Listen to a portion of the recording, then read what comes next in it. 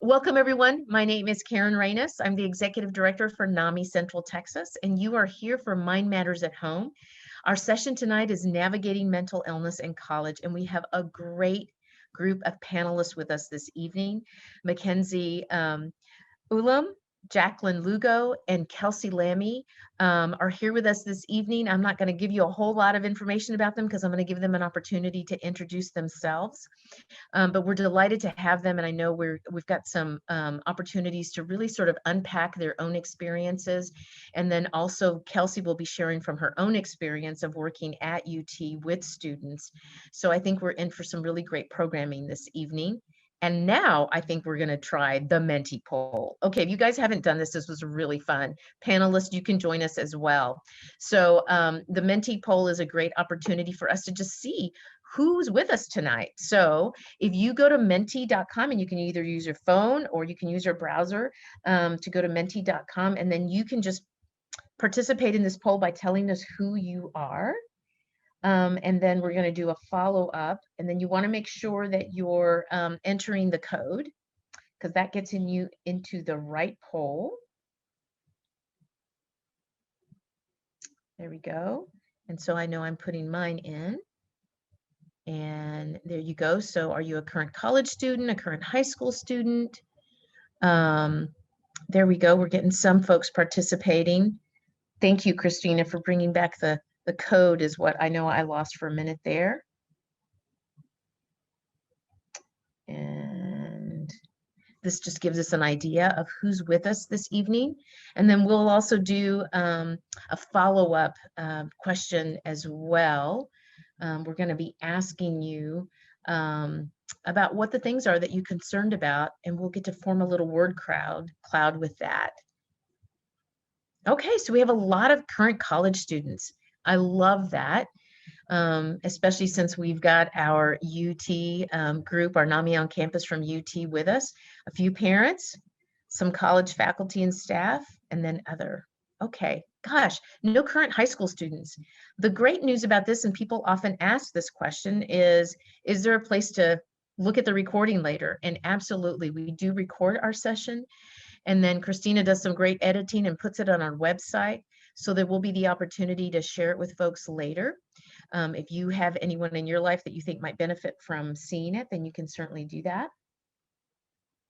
Okay, so now we're waiting to see what the concerns are. Is that the question? What concerns do you have about college and mental health? So you can just drop any word in there, and then it'll start to form a little word cloud for us.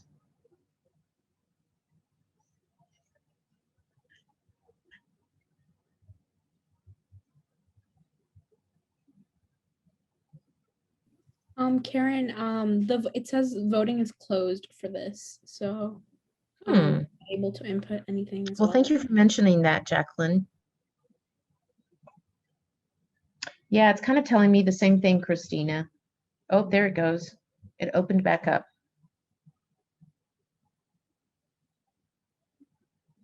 And as you can see, it lets you offer more than one word.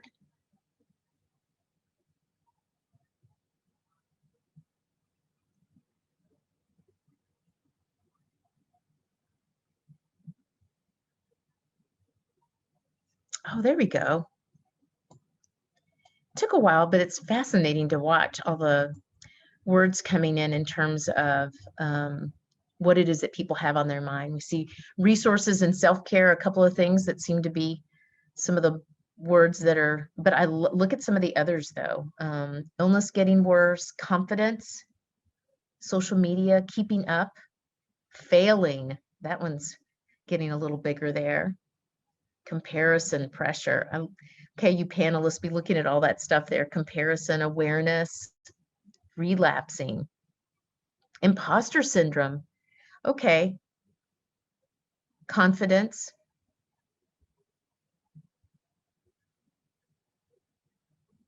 Anxiety, change, ADHD, keeping up, surviving, social media. bandwidth. I bet none of those words surprise any of you.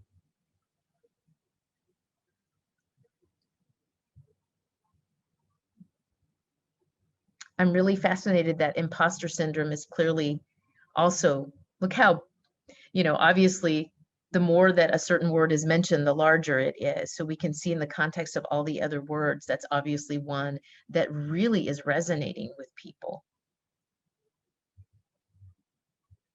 Okay. Well, thank you for participating in that. I think that's really helpful. And I'm taking note of that because I'm going to make sure that we go back to this notion of imposter syndrome. I want us to maybe unpack that a little bit and talk about that. But before we do that, I definitely want to give our panelists an opportunity to introduce themselves. So we're going to start with that. So Mackenzie and Jaqueline, we're so glad that you're here with us this evening as students. So we'd love to start with you. Mackenzie, let's just start with you. Really what I'd love to hear is give you an opportunity to introduce yourself and maybe just start with sharing your own mental health story. Tell us a little bit about how old you were and when you first started having symptoms and what led you to be able to get help managing your mental health. And I'd love to also hear, like, what do you do now to take good care of your mental health? So Mackenzie, you want to start and then we'll turn it over to Jaqueline? Sure. Thank you, Karen. Hi, everybody. My name is Mackenzie Ulam, and I'm the current president of Nami on campus.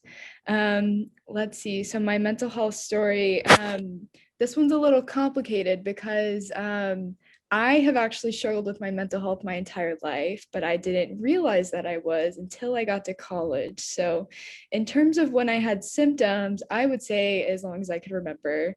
But the transition to college for me was a trigger that brought those symptoms to their peak and led me to seek help. So what happened when I first came to UT is I started having panic attacks for the first time. My anxiety was at an all-time high, and I was also, I would say, in a depressive episode at least my entire first semester of college. But that transition for me was just a really big struggle. And I had been so, I would say, high functioning my entire life up to that point that I didn't realize that I had a mental illness. But upon getting to college and having those symptoms become so severe that they did interfere with my life, I was finally able to reach out and start therapy for the first time, get all of my different diagnoses. I have almost every anxiety disorder in the DSM-5, which is the diagnostic manual for mental illnesses. But that's where I started getting help for the first time. And throughout that process is where I found NAMI on campus, which for anyone who hasn't heard of the on-campus chapters of NAMI before, it speaks for itself. We're just the university chapter of NAMI that's at UT Austin. And so I was lucky enough to find them right when I got to UT because I was looking for a community like that. And that's where I felt empowered enough to start breaking down my own internal stigma, seek help, talk to people about what was going on. And so I was able, to start getting treatment, exposure therapy, all of that good stuff for my own mental health. And in terms of where I am now, that was 3 years ago. Now I'm the president of that organization. It's been really sentimental to look back and see kind of like the growth in my journey and where I am right now. So now I'm leading and helping other people do that exact same thing. I'm still in therapy. Therapy is great. We should all be in therapy all the time. So that's one thing I do to take care of my mental health. I also implement a lot of self-care to take care of my mental health. We do a lot of things just within NAMI on campus that promote self-care. And I also try to take time, set aside time for myself to do things just with that intention of taking care of myself. That's what I think the definition of self-care is. You'll see it be like a bubble bath or something like that on social media sometimes. And it can be that, but it can really just be anything you want to, as long as that's the intention you're approaching it with. So that is just very briefly my story, and I tend to ramble and not know where it's going. So that will be it for me for now, and I'll let Jackie go ahead and introduce herself. Hi, My name is Jackie, Jaqueline, it says here at the bottom, so I'll go by Jaqueline. Hi, my name is Jaqueline. I'm a sophomore here. I'm an English major at UT with a teaching minor. My mental health journey is also as crazy as I think it can get as someone. I remember having symptoms my entire life. I remember being in kindergarten in 3rd grade, having this like anxiety attack by the tether pole. Like there's this tether ball we used to have, and I would hide there and I would have these panic attacks because my teacher was really mean to me. And she would always like give me bad grades. And I know those bad grades would go to my mom and I would be like, oh my God, this anxiety. And then I didn't realize I was anxiety until maybe I was 17. And something like I learned to live with until like I was 17, and I had sustained some trauma some years before that I hadn't really dealt with.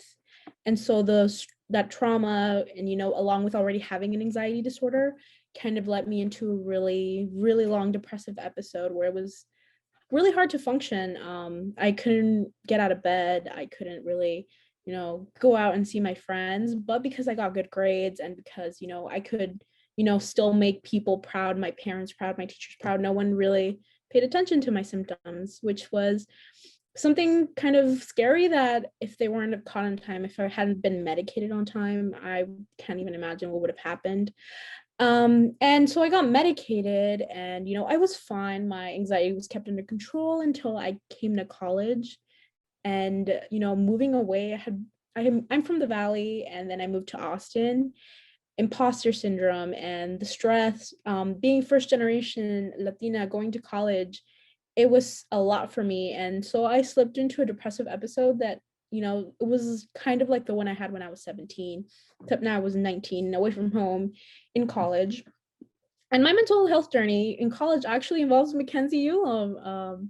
She was my mentor when I was a freshman, and she talked a lot about her mental health. And I remember she was like, oh yeah, I have anxiety. And I was like, you just tell people that? But she encouraged me to seek out resources, and I found Nami. And I want to go into too much into Nami because I know we'll probably talk about it later, but I started seeing a therapist. I started, finding ways to cope with my anxiety. I'm not medicated because I really don't like to be, and but I find ways to cope, and I am currently seeking counseling. But yeah, and things I do to take care of myself, I have like a wide range, and Mackenzie knows this. I bake, I cook, I paint. I do this paint by number like I did right here. So I do a lot of things, and doing things for the sake of making me happy kind of makes me feel like, I'm taking care of myself, and I'm giving, watering my little plant. I think of my mental health like a little plant. You have to water it kind of every week to make sure it grows and it stays. I know I ramble a lot. I'm a rambler, but that's my mental health journey, and I'm glad you all are here. Thank you so much to both of you. That was fascinating listening to both of you. I mean, there's particular things about your stories that I think were really fascinating. But before we dig any deeper into that, I definitely want to give Kelsey an opportunity to tell us a little bit about herself, and then the role that she has with the University of Texas. Yes, thank you. And thanks so much for having me. So yes, I'm Kelsey Lammy. My title is I am the Mental Health Promotion Coordinator for the Longhorn Wellness Center.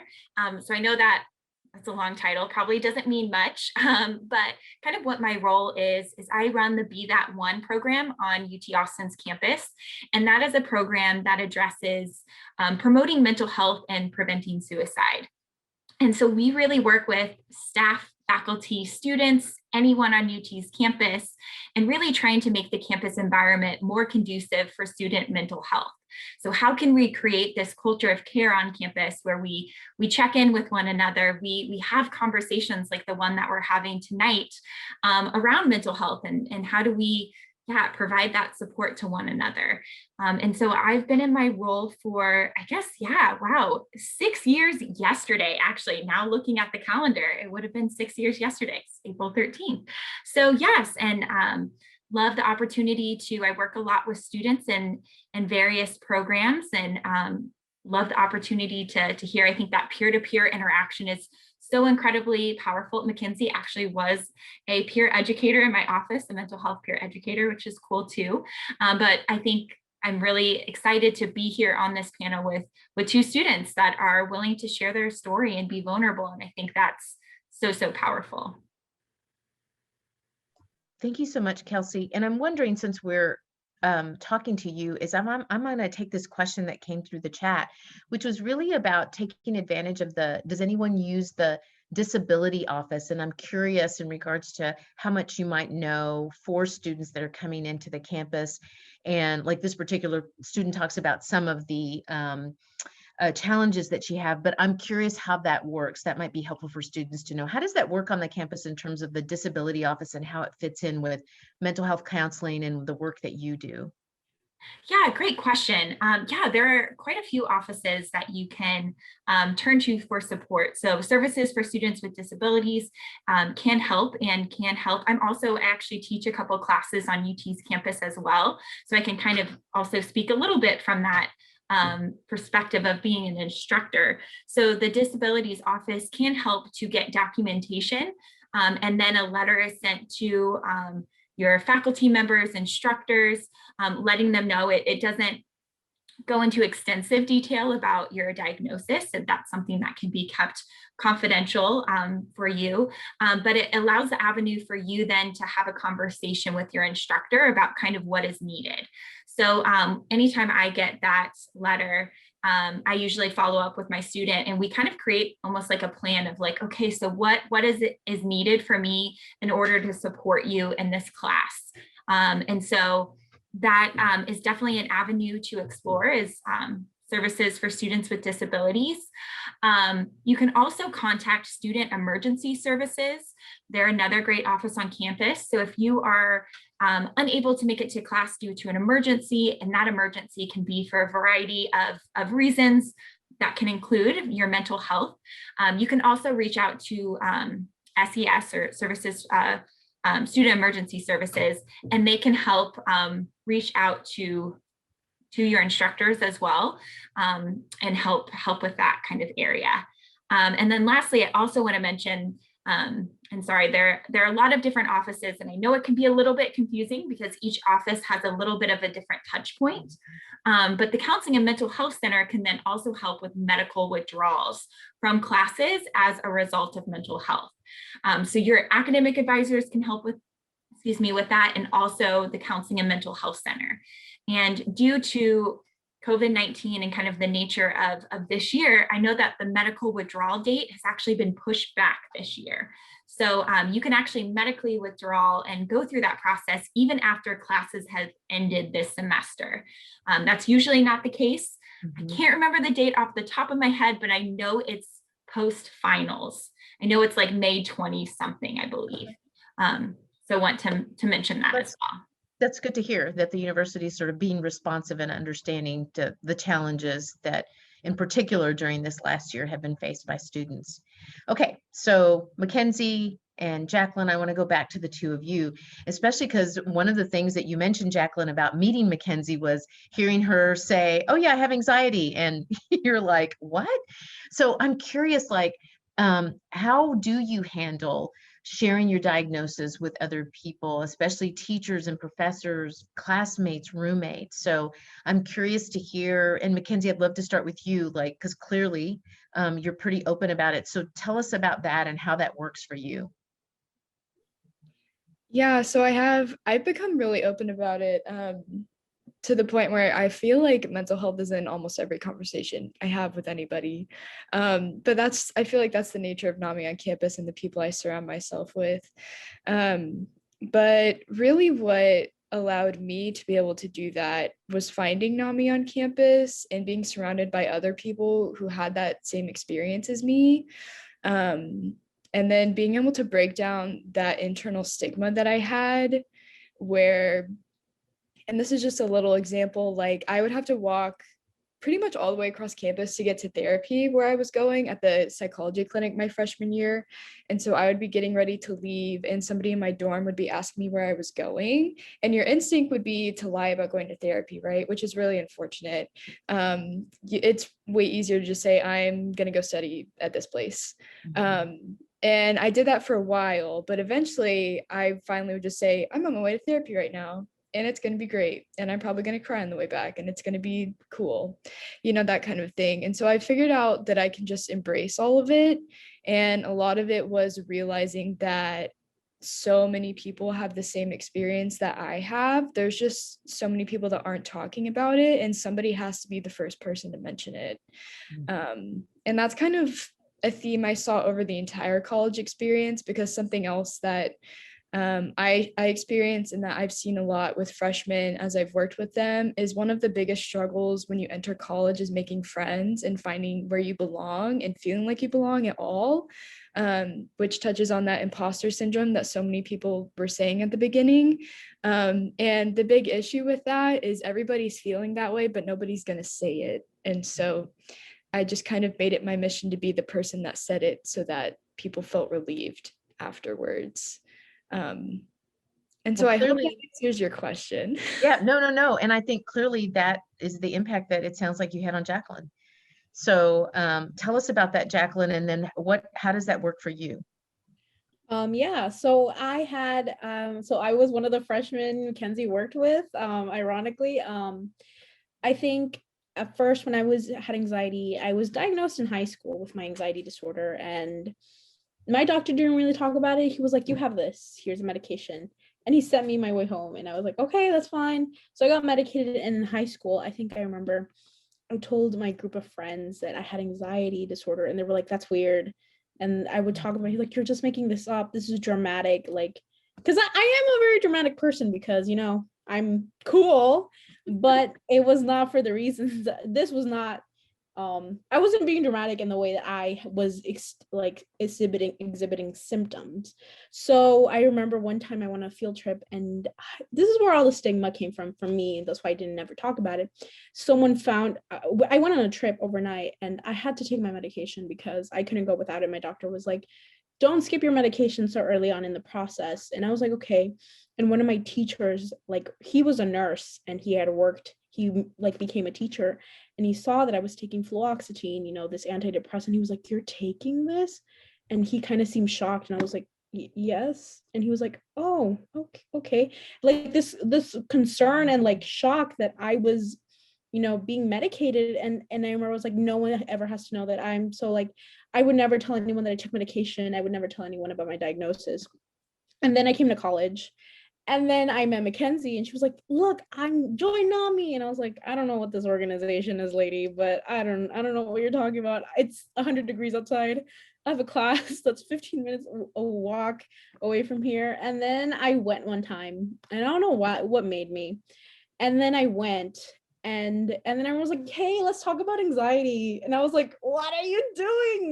This is not normal. And I realized it was normal. And when you start a conversation about mental health, you start realizing that you're not alone in this. And I may never, have my anxiety cured, but I have like a legion of people that I can text and be like, hey, my anxiety's been really horrible, finals, and then they're like, hey, I've experienced this too. And it really, like, I know we were going to talk about this, but it really did help my imposter syndrome, because I felt like I couldn't tell anyone about my anxiety, because then people would like kind of realize, oh, I don't belong here. I don't belong among these like scholars and these great intelligent people. I'm just a girl like with anxiety, and they're going to realize that I don't belong here. And like, but it was great to have this conversation with Mackenzie. Sorry, I don't know when There are some reminders for Jaqueline. my Google Home.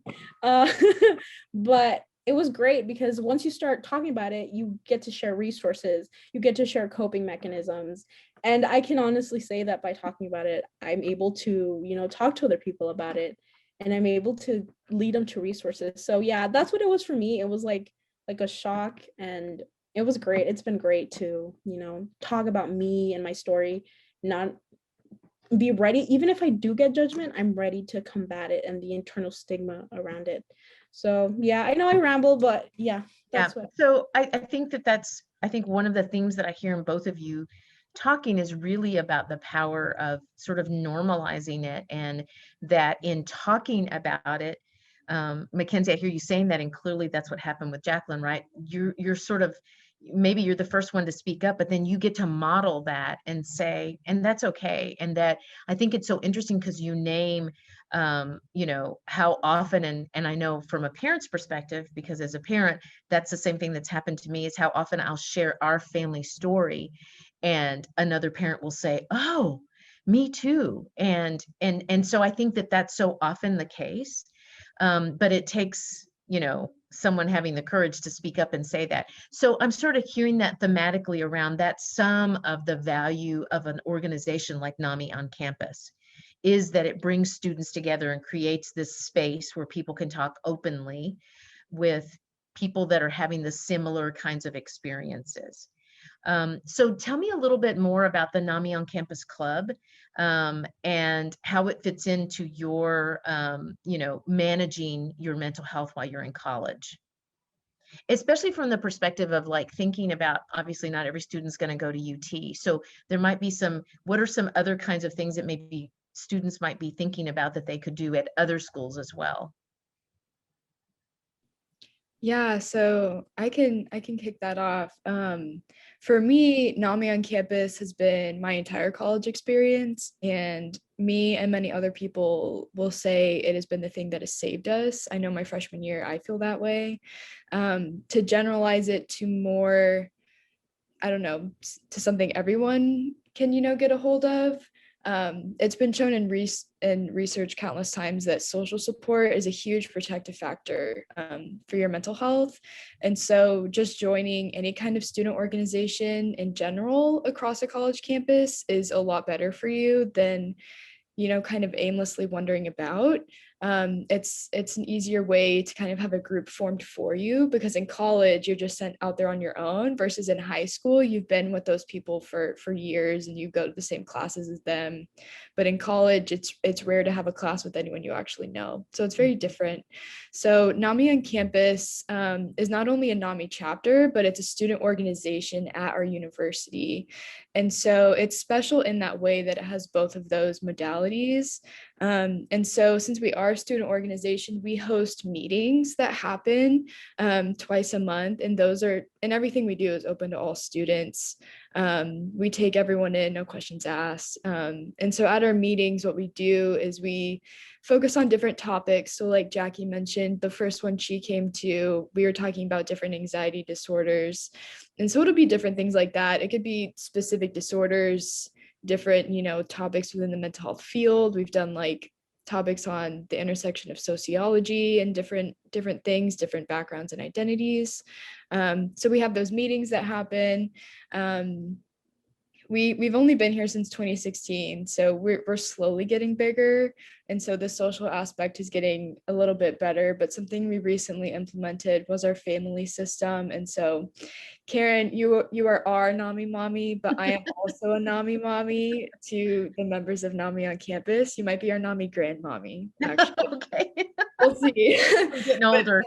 That's something we also do, trying to do that take on like bigs and littles like you'd hear sororities do. Mhm. And so we just have all kinds of social activities. COVID's made it harder, but we still do them virtually, in person, just going to hang out, doing different self-care activities, just giving people a space to bond and connect. Because there's a really special connection between people who share the same diagnosis. You'll see that, or just anyone who's able to say, yeah, I struggle with my mental health. It feels like a much safer space. Yeah.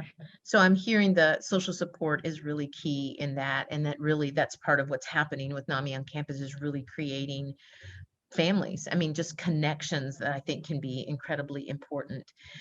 There's some questions coming in through the chat that I definitely want to address. But before we do that, because I want I'd like to hear from Mackenzie and Jaqueline, but I also want to just circle back to you, Kelsey, to talk a little bit about some of what you've been listening and how you think from your perspective in the work you do, what are other things that you think students ought to be thinking about as they're moving into college, or if they're already there, in terms of things they should be watching for? And I think the other question that keeps coming up is really, again, and what are those resources where people can, is there any one place where people can go and get the answers that they need to all of the mental health questions that they have?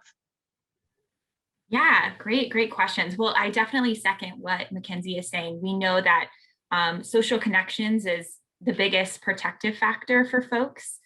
We also know that a big risk factor for people is social comparison, which can be really hard. We think about a college campus that is kind of set up almost for that comparison piece of, you might feel like you're competing with the person you're sitting next to in class. Maybe you have a professor that, you know, draws a bell curve on the board and you can see exactly where you fall in line with other students in your class. So that can be really hard, but a great way to combat that is the social connections piece, which is so incredibly powerful. I think another thing that can be really important is to kind of broaden what our definition of being productive is. Kind of time and time again, I hear from students like, well, I need to be productive. And it seems almost like our society's definition of productivity is, you know, studying for a test, it's reading that textbook, it's looking for an internship, it's, you know, doing these things, but also taking care of yourself, resting, hanging out with friends, you know, doing a hobby that you love, getting outside in nature. All of these things are really productive as well. And so that's something that I always try to urge people is like, yes, when you are sleeping 7 to 8 hours a night, that's super productive. And that's a great way to take care of your mental health. So I think really broadening that sense and giving ourselves that permission that it's okay to step away from you know, that textbook, or it's okay to step away from things in order to really nourish yourself and practice self-care. So I think that's really important. As far as resources, I know at least for UT is actually a pretty resource-rich institution. We have a lot of different offices that can help support.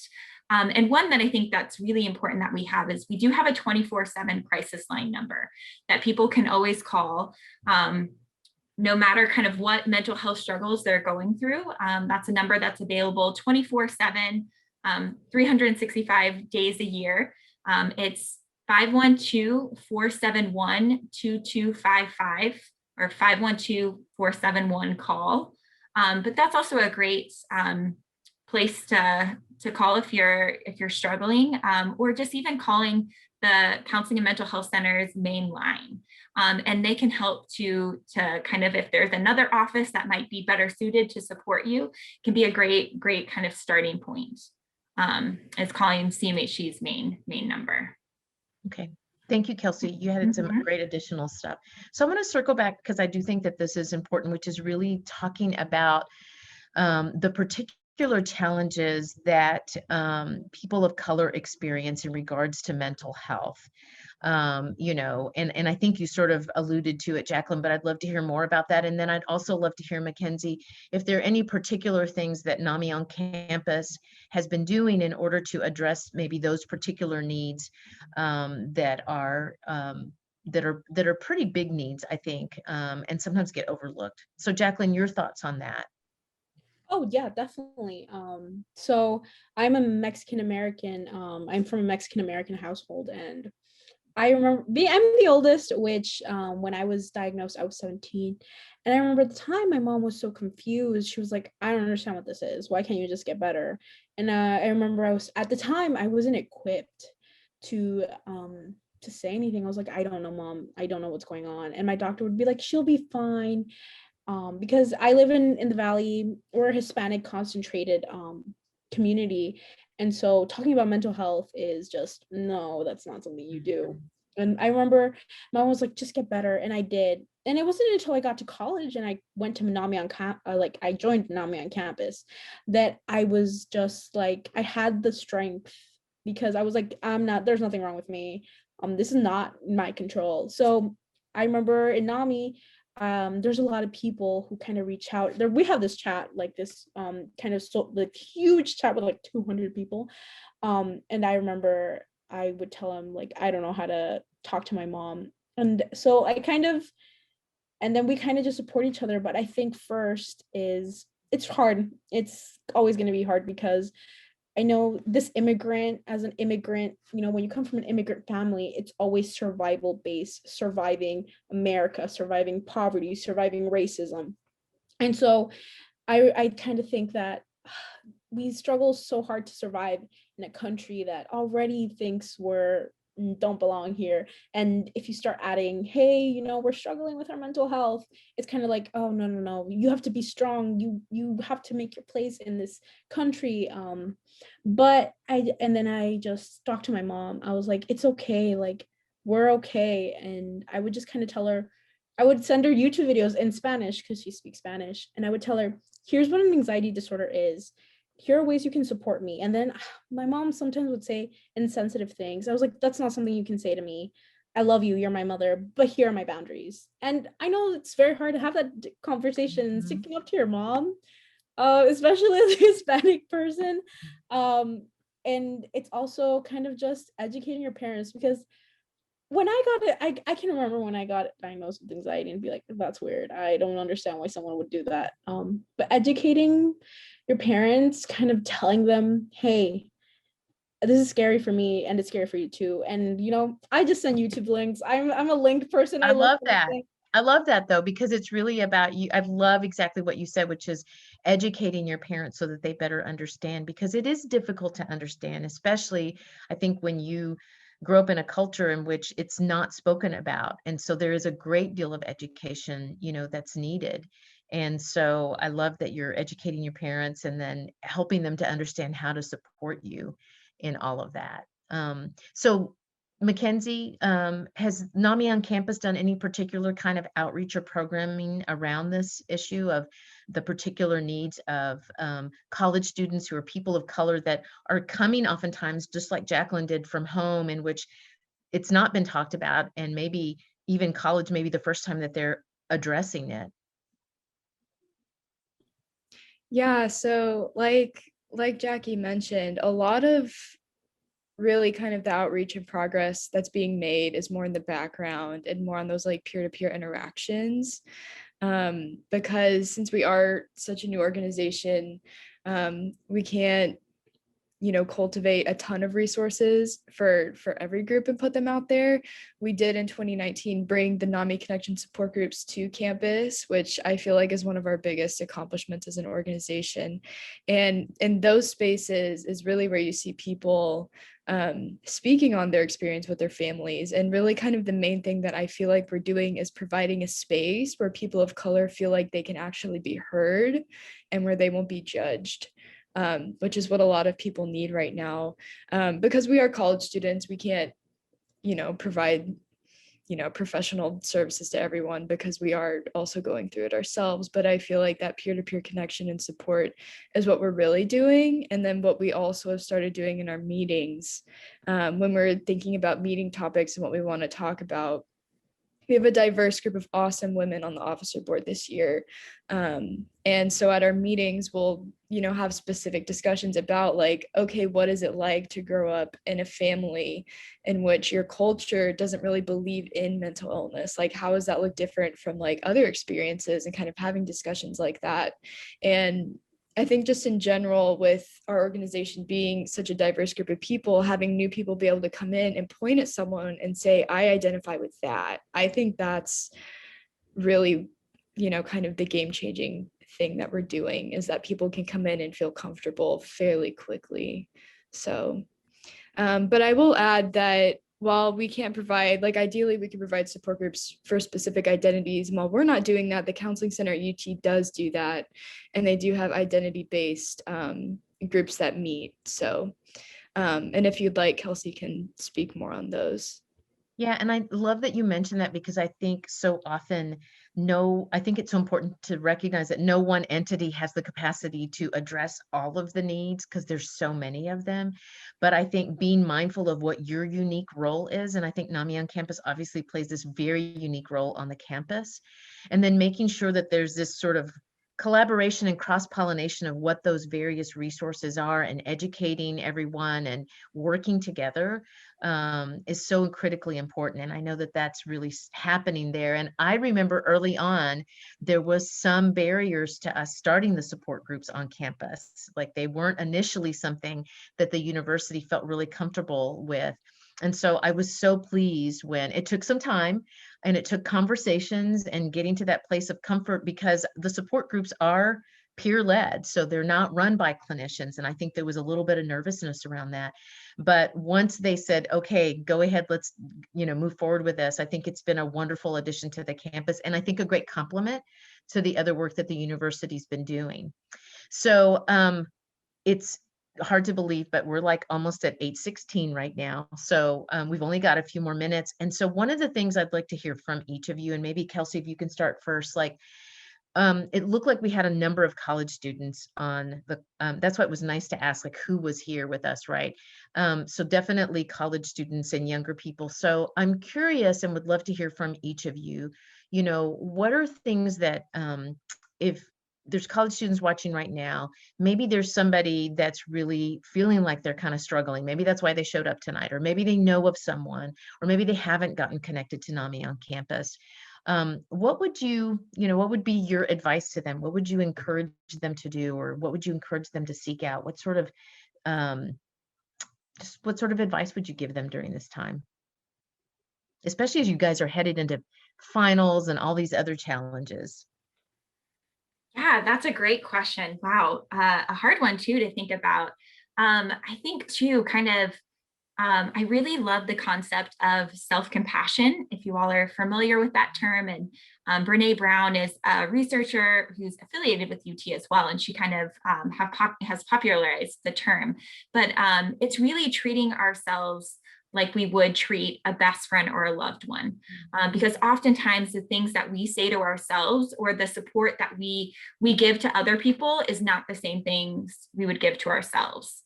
And so really treating ourselves with that compassion, thinking, if my friend was struggling like I'm struggling right now, what would I say to my friend? What actions would I take to support my friend, or what resources would I suggest my friend really gets in touch with? And then giving yourself that same compassion as well, of saying like, yeah, just like my best friend who, if my best friend was struggling with this, I would want her to, or whoever it is, I would want them to get help. I need to give myself that same like loving kindness that I would give to others. And so I think that's can be a really powerful thing to incorporate into your life, but also to reach out for help and to connect with others. I think that's something that's so important, and it's something that we as a society can do, is also checking in on others too. I know when we're in person, and I do this a lot, you're walking down the hallway and you see someone and you're like, hey, how's it going? But you're kind of passing them as you're asking that question. You're not really waiting for the response, but really taking that time to check in and ask people like, okay, so how are you really doing? Like, or how are you doing today? Or how is this week going for you? Or how are you adjusting to college? Or, whatever those kind of questions can be, but asking those open-ended questions so we can really connect with one another. Because it can be scary to tell people that you're struggling, but there's so much power in being vulnerable. And I think, Mackenzie and Jaqueline did a really awesome, job of mirroring just the powerfulness of being vulnerable and opening up those spaces so other people can feel comfortable being vulnerable as well, and giving people permission to do that and to tell you how they're really feeling. And so I think, so if I were in summation, since I won't keep more time, in summation, I think self-compassion is awesome. Treating yourself with the same care that you treat loved ones, and also checking in on one another, and checking in on loved ones, and then encouraging to also reach out for help when you need that extra support too. Thank you, Kelsey. You know what I think is so ironic about what you just shared is that it makes me think that so often we forget that some of the experience that we're having is really just the human condition, and that it's actually not reflective of what your age is or what your background is, your ethnicity, or because earlier today I did a presentation, a workplace presentation. So these are all adults that I'm presenting to. And I said almost the exact same things, right?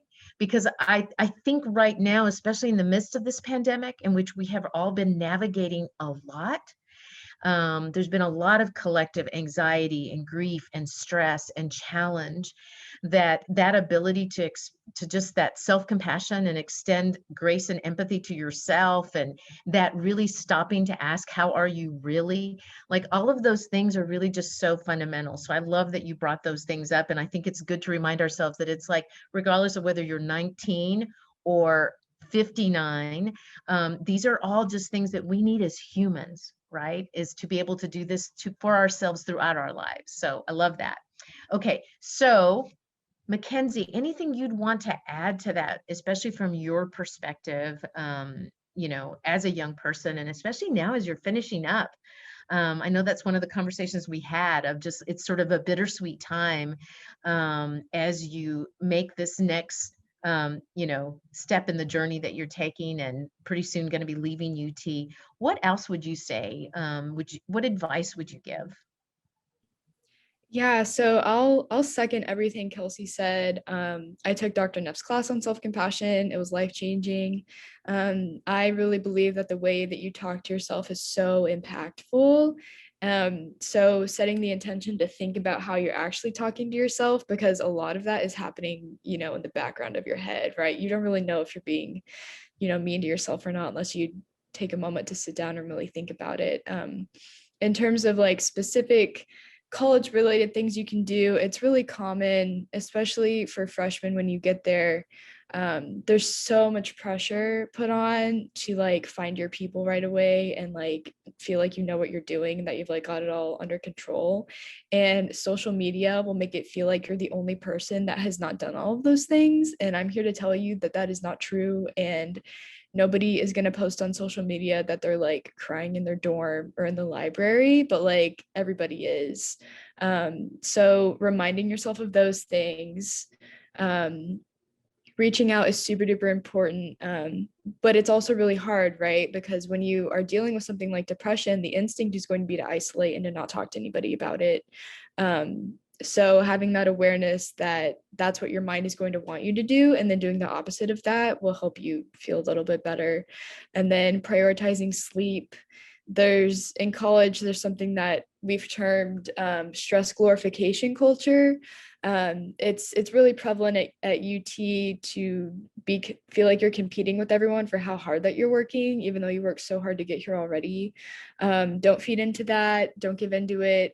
If you're getting 9 hours of sleep like at night, like I do, that's awesome. You don't need to feel guilty for that.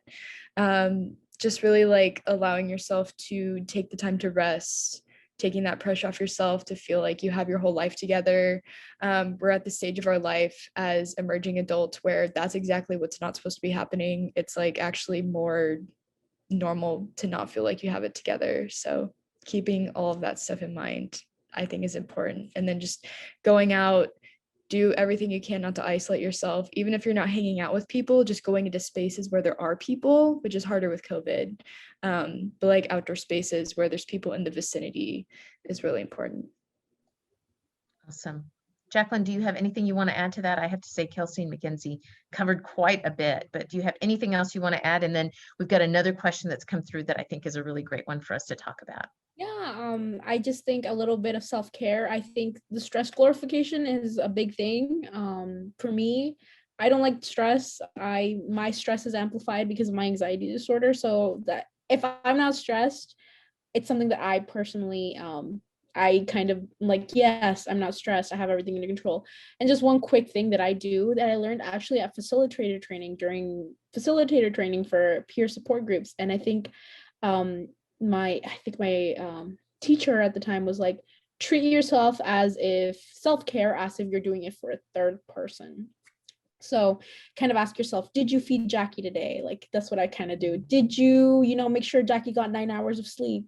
Did you make sure Jackie, had some playtime? So I kind of like stepping out of me. It's like, hey, did I drink enough water today? And that had actually really helped, because when you're in your mind and you're like, oh yeah, I'm okay. But did you fill up your gas tank? That's how my therapist says, like, it's your vehicle. And also rewarding yourself for small things. Sometimes and it's something that's really helped. So let's say you have like an hour study session, right? reward yourself. Now I'm going to watch 10 minutes of Modern Family, right? Or, I had a really hard day. I'm going to go play video games.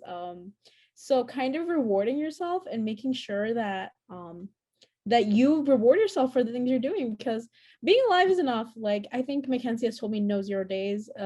So if you brush your teeth, good job. If you got out of bed, or if you didn't, you woke up, and reward yourself. So I reward myself for every little thing. So that's kind I of love that. I love that. You guys have offered such many little just nuggets there. I've caught a bunch of them, which were great. Somebody just said, oh, I love that third person trick. That's great. Okay, so here's this may be maybe the final thing we have a chance to talk about. And I don't know if maybe Kelsey has some thoughts on this in particular, but I think this is, and we sort of saw this as a thread in some of the other questions that were asked, but it's really that notion of how is it that a student can advocate for themselves best? Because, how do you deal with professors or, who maybe don't know how to help or don't want to help? Because we hear lots of great feedback, but we also hear some things that are challenging where sometimes folks don't really get it. And so how can students advocate for themselves when they need, whether it's accommodations or they just need people to understand what it is that they're, having to navigate? Yeah, that's a great question. And want to say too on UT's campus that if you want help kind of learning how to advocate for yourself, want to say too that Student Emergency Services can help you with that piece. And they have documents and things like that you can actually access to send to your professors to help you have some of these conversations. But to say too, yeah, that can be really, really difficult to have those conversations and want to address too just the power differences that exist if you are talking to a staff member or faculty member, and just how difficult that can be. And so one, again, to stress that you can reach out to Student Emergency Services to help guide you in that process, because it can be difficult. But also want to mention too that that's something that the Longhorn Wellness Center is working on doing. We have a well-being and learning environments initiative where we are working specifically with faculty around campus and different colleges to really incorporate more mental health practices within the classroom and to have some of these conversations. So also want to let you know that from a kind of university side, our office is trying to help make those conversations maybe a little bit easier for students by already having programs that kind of talk to faculty members of like, hey, here are some things you can do if students are struggling with mental health in your class. Like, here's a list of ways that you can support them. So we actually provide training. I do trainings for faculty members all the time on how to support students in distress. And so that's something we're working on making more widespread on campus as well. I love hearing that, because I do think I've worked with a couple of faculty members that I know who've been in situations where they actually do want to be able to provide that support, and they just don't know how. So I do think that training can be really important, because so often faculty mean well, they haven't had any training in that. And so I think that that's great. And I'm going to assume that obviously you're coming from the UT perspective, but my sense is that colleges and universities across the United States are all really these days pretty well equipped and have similar kinds of services or resources on campus, because this has become a pretty big thing. I mean, I feel like across the United States, we're seeing more and more talk about mental health at the university and college level. So would you say that's true, especially if we've got any students that are coming from other universities, or students or parents that are looking for their high school student to go elsewhere?